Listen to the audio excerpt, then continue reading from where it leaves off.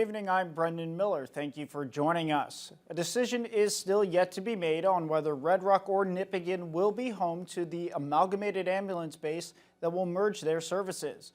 The chief of Superior North EMS says a decision won't be coming until they're further along the newly announced base for the Terrace Bay Scriber area. Thunder Bay City Council approved the controversial mergers of regional EMS bases in 2022. Since then, there's been a lot of discussion about which municipalities would get the larger combined bases. On Monday, Council approved Terrace Bay for the new base to service that community and Scriber and the surrounding area. A decision still has to be made between the towns of Nipigon and Red Rock. EMS Chief Shane Muir says they'll be taking some time before choosing the site for a new, larger base in that part of the region. So right now we're just concentrating on the one facility. We'll move to the next project when the time needs, when we kind of have a little bit more time to plan it out. So we wanted to do one at a time, and we want to make sure that this project gets pushed through as far as it can to get out to tender, and then we'll move forward with the next project and site selections and other processes. Construction on a new Kenora hospital could start in as little as 3 years after a recent land purchase by the Kenora Chiefs Advisory. The facility would be built on a former sawmill site and would replace Lake of the Woods Hospital. CEO Cheryl O'Flaherty says the new facility will be a huge improvement for their patients. It will be designed to meet code, so larger, wider hallways, all the rooms will be private rooms for patients with their own private bathrooms, so it helps with infection control policies and just generally more patient and family-centered focus on those rooms. The new hospital would be built on 30 acres of the 118 acres of land recently purchased by the Kenora Chiefs Advisory along Lakeview Drive. The site would also be home to a planned 160-bed Wigwas elder and senior care facility. Lake of the Woods Hospital and the Kenora Chiefs Advisory make up the All Nations Health Partners. Chief Advisor Joe Barnes says the partnership on this project will improve the health care for everyone in the Kenora district. Well, I think it started in ceremony. We've talked about, or we sat around the tables talking about creating partnerships. We're part of an OHT as well. But that all went to ceremony, and it happened in a First Nation community, a local First Nation community, and we all signed on to be partners on creating a new hospital, a new healthcare system for all. Last year, the Ford government posted on social media that it would build the new hospital in Kenora, but first, the project needs provincial approval to move on to Stage 2, which includes detailed designs as well as the tendering of construction documents. The Regional Food Distribution Association is expanding, with construction beginning earlier this winter. RFDA officials hope this growth will further their mission of ensuring no one goes hungry. Jessica Clement spoke with representatives on the progress and has this report. Some big changes are on the way for the RFDA. The organization is expanding its facility and its focus, tackling food insecurity with hands-on learning. Right now, they're providing food to 37 partner organizations and 47 First Nations across northwestern Ontario. Executive Director Volker Krom gives us some insight into how the expansion project is coming along. Well, we're doing really well. We were in a bit of a panic to get some of this started and underway. The critical pieces are now complete, which was the concrete pad, the steel, the roofing. We are in a really good position, so now we're finishing off the roof. The HVAC is going in, and when that is all completed from the top down, we'll be putting in the rest of the walls and closing it in. The new expansion will serve a variety of purposes, introducing new features and transforming the facility into an inclusive cultural space for everyone. RFDA Office Manager April Mercier explains. The really cool thing is we're going to have an educational kitchen.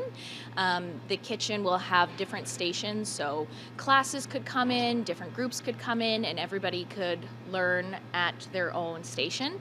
And the great part about the kitchen is we're going to have a connectivity, better connectivity, to be able to allow us to stream some of these educational services. So for those who can't get here in person to learn, we still have the ability to provide the education. The space will also be available for rent, complete with all its amenities and features, making a significant milestone for both the RFDA and the entire region. I think it's also a place where many more volunteers will come.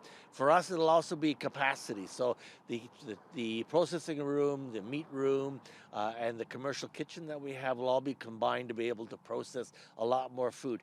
Healthy, nutritious food that is available here locally or right across Canada will be something that we'll try to bring in here and share with the rest of the region. And Crom says if everything goes according to plan, renovations should be completed by the end of August. Jessica Clement, TBT News. Winter has finally come to an end, at least according to the city's Recreation and Culture Division. The much-loved season-long Winter Fun Days ended today with a St. Paddy's Day celebration. Justin Hardy has the story. Dozens of families gathered at Minnesota Park on Sunday for the last Winter Fun Day, a St. Patrick's Day barbecue. Residents who showed up wearing green were treated to special green Persians. Over at the Baggage Building Arts Center, the Community Arts and Heritage Education Project kept the creativity flowing with a craft grab bag alongside the sweet treats. Every Winter Fun Day was done in partnership with community organizations, according to Thunder Bay Community Program developer Bryden Cassidy. He says this final event was a celebration of the entire series. We've had 11 weeks of programming for the community, and this is our last one during the winter. So, we have free food that people can come, hang out, and just, enjoy getting together and celebrate this coming of spring. Winter Fun Days kicked off on January 5th and ran for 11 weeks, bringing a variety of exciting activities each week, from snowshoeing and ice biking to winter-themed science experiments and endless arts and crafts. At the final celebration, we caught up with a few residents and they all agreed. This winter event series is a fantastic initiative by the city. We've gone to the bannock making at the West Arthur Community Centre, and we did some fun crafts at the Baggage Centre, and then this one I think is our top 3 definitely this year. We're part of the Big Brothers Big Sisters program run by Our Kids Count, and so we love these kind of activities. It makes it really easy to choose. And I think it's a really good experience, and I think a lot of people should come to these events because they're really fun. I just love that they have events. Like, we come down to the marina, use the skateboard park, use the games when they have the different festivals and things like that. We come for it. So I really love that we have the waterfront to come to. Looking ahead, the 2025 Spring Event Series kicks off in May with Quest, Tech and Gaming, a must-see for tech and gaming fans. Cassidy encourages residents to keep an eye out for that one before the city jumps straight into its Summer Event Series, packed with back-to-back free family fun all season long. Justin Hardy, TBT News. Snow has been melting as the temperatures climb, meaning ski and snowboard season is on its last legs. But as the snow dwindles, both Mount Baldy and Loch Lomond plan to stay open as long as possible. As the snow continues to melt with warmer weather, there's finite time remaining to hit the slopes. Thankfully, at TBT News, we spoke to officials from the local hills. Lindsay Gary is the director of the ski school at Loch Lomond and believes there's a slim chance they could stay open into April, with the dummy downhill planned for March 30th. We have a pretty good base layer, so I'm just hoping that we can get a few more sunny days to get everyone coming out. I think everyone wants to stay skiing as long as they can. I for sure do, so I'm just hoping that everyone will still keep showing up and doing what they love to do.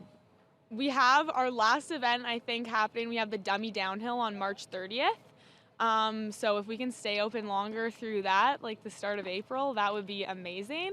Over at Mount Baldy, the feeling is similar. Owner Daniel Cardis said there's a good base layer, but the weather is still the biggest factor when deciding how long they can remain open. Yeah, snow base is good right now. I mean, we'll see what happens the next couple of days. We're keeping our fingers crossed that weatherman's wrong, but at the end of the day, like I said, in the last couple of years, it's been pretty hard, and this season we've had a really good year. It just keeps snowing, and we keep pushing that snow back in to the mountain, and nothing's melting. We got a good base. Hopefully we're gonna keep cruising into probably mid-April, and I don't have a crystal ball. We'll see what happens.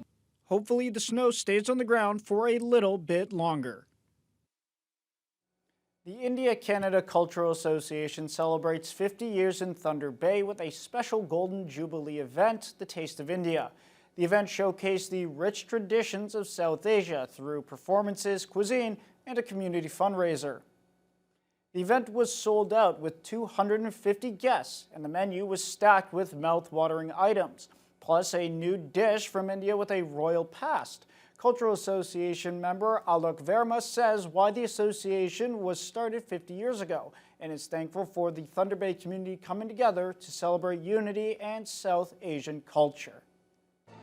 India-Canada Association started initially was basically to have all the Asian community get together.